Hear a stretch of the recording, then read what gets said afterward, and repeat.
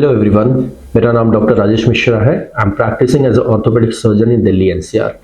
आज मैं आपको एक टॉपिक के बारे में जानकारी देना चाहता हूं जिसे हम कहते हैं acromial clavicular joint arthritis.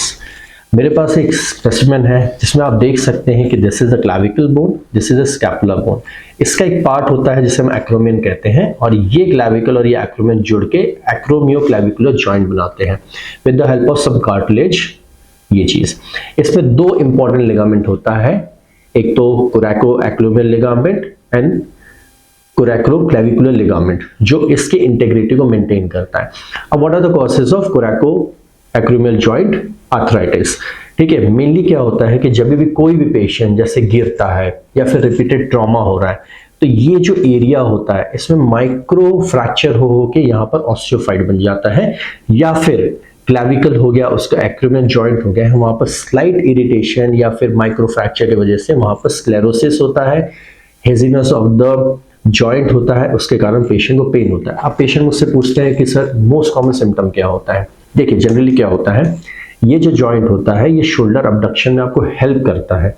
What is the shoulder abduction? जब आपका ओवरहेड अबडक्शन होता है हाथ का, that is called shoulder abduction.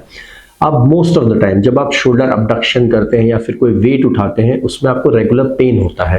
तो what is the reason? This is the reason. अब हमें इसमें क्या करना चाहिए? जनरली फर्स्ट थिंग इज हमें अपने डॉक्टर को कंसल्ट करना चाहिए और एक एक्सरे करवाना चाहिए। जब आप एक्सरे करवाते हैं और डिजीज थोड़ा सा प्रोग्रेसिंग है तो आप थोड़ा सा यहाँ पर अपने जॉइंट के बीच में स्क्लेरोसिस देख सकते हैं। ड्यूरिंग एडवांस स्टेजेस आप ये देख सकते हैं कि आपका जो क्लैविकल पार्ट है वहां पर स्क्लेरोसिस हो चुका है, वो जॉइंट की इंटेग्रिटी डिस्टर्ब हो चुकी है, हेजीनेस हो चुका है, ये सब चीजें हो चुका है। अब आप मुझसे पूछेंगे what are the treatment?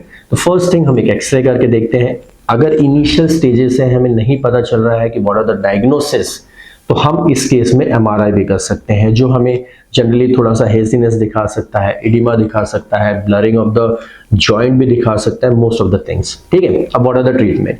Initially जब ये बहुत ही लो ग्रेड का चीज होती है तो व्हाट वी डू, वहां पर जनरली हम इनको एंटी इन्फ्लेमेटरी, ठीक है, कुछ फिजियोथेरेपी या फिर रिहैबिलिटेशन फिजियोथेरेपी में हम स्टार्ट करते हैं, like gentle range of motion. लेकिन जब पेशेंट हमारे पास बहुत ही एडवांस डिजीज में प्रोग्रेस करता है, जहां पर पूरा ही जॉइंट डिस्ट्रॉय हो चुका है, ये हो चुका है, तो what we do, we select a procedure जिसमें हम ये भी कर सकते हैं बाय आर्थ्रोस्कोपी या फिर हम ओपन भी कर सकते हैं।